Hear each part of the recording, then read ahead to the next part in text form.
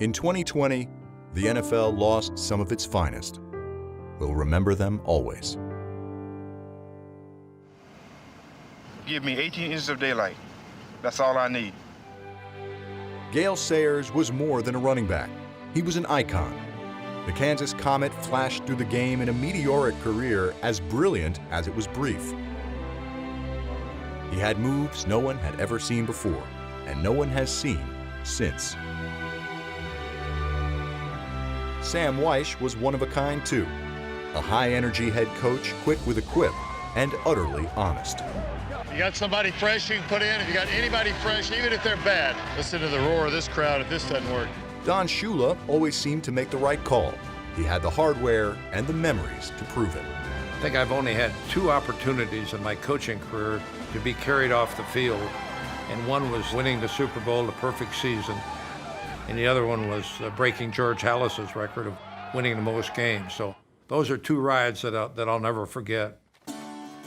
Jim Kick rode to a pair of Super Bowl wins with Shula's Dolphins.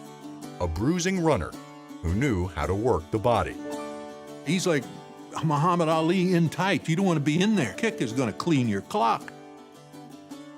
We'll miss his teammate Jake Scott, the MVP of Super Bowl VII. The sly smile and larcenous skill of All-Pro cornerback Ken Riley. The raw athleticism of Tavares Jackson. And the unyielding intensity of Kevin Greene. Playing the NFL is predicated on one thing. Either you're kicking a man's ass or he's kicking your ass. The Hall of Famer's sack total is 3rd best in NFL history. His passion, unique. Fred Dean was nicknamed Big Hands, and he had the talent to match his mighty mitts. He's the best pure pass rusher I've ever seen. Chris Dolman knew how to get to the quarterback too. He was a member of the 1990s All-Decade team and Canton's class of 2012. Excuse me, Lynn? You know, you've been embroiled in a bit of a controversy here. Phyllis George was a pioneer. The former Miss America was a mainstay on the NFL Today, itself a trailblazing pregame show. Roger, you have an all-American image, the straight kind of guy. Why is this, and how do you handle it? Everyone in the world compares me to Joe Namath. You know, he's having all the fun, and, you know, I enjoy sex as much as Joe Namath. We lost 3 Hall of Fame defensive backs: Larry Wilson, Herb Adderley, and Willie Wood. It was Wood's interception in Super Bowl I that turned the tide. And down the sidelines comes Willie Wood. While Adderley's pick 6 in Super Bowl II secured the Pac's title. Wilson forever cast his legend by doing the seemingly impossible. Larry Wilson playing with 2 broken hands. Pirates Nelson's pass. Wilson was a true throwback, playing for the purest of reasons. I had fun. I enjoyed it. I was like Ray Nitschke. I like to hit people. I enjoyed it. Mike Curtis liked to hit too, maybe a little too much. But the linebacker known as Mad Dog came by his nickname honestly. I don't know if they knew I was going to take them over the alley somewhere and beat them to their eyes bled. I don't think any of that would happen, I don't think. Del Schaffner preferred to extend his hand in friendship. And what a pair of hands he had. Tom Dempsey's right hand was deformed, and he only had half a right foot, but all the heart in the world. Tom Dempsey will try to kick the longest field goal in National League history. Here's a snap, the ball is down. Dempsey kicks, it's on the way. It is good, it's good.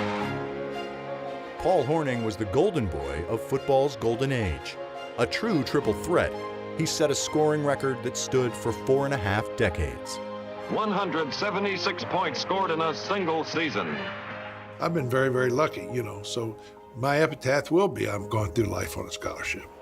He was blessed, and he knew it. Willie Davis was a blessing to others. One of the most feared defensive linemen of the 1960s, Davis had the kindness and wisdom to help a young teammate from the South during racially troubled times. In my heart of hearts, I knew there was something wrong with that, but I didn't know quite how to articulate it or how to behave. We were right in the middle of the civil rights movement. Cities were burning. I didn't know how to act. He said, I've been watching you at practice. I think you've got a chance to make our team, and I'm going to help you. He changed my life because I was never able to look at another human being, any human being, in the same way I had.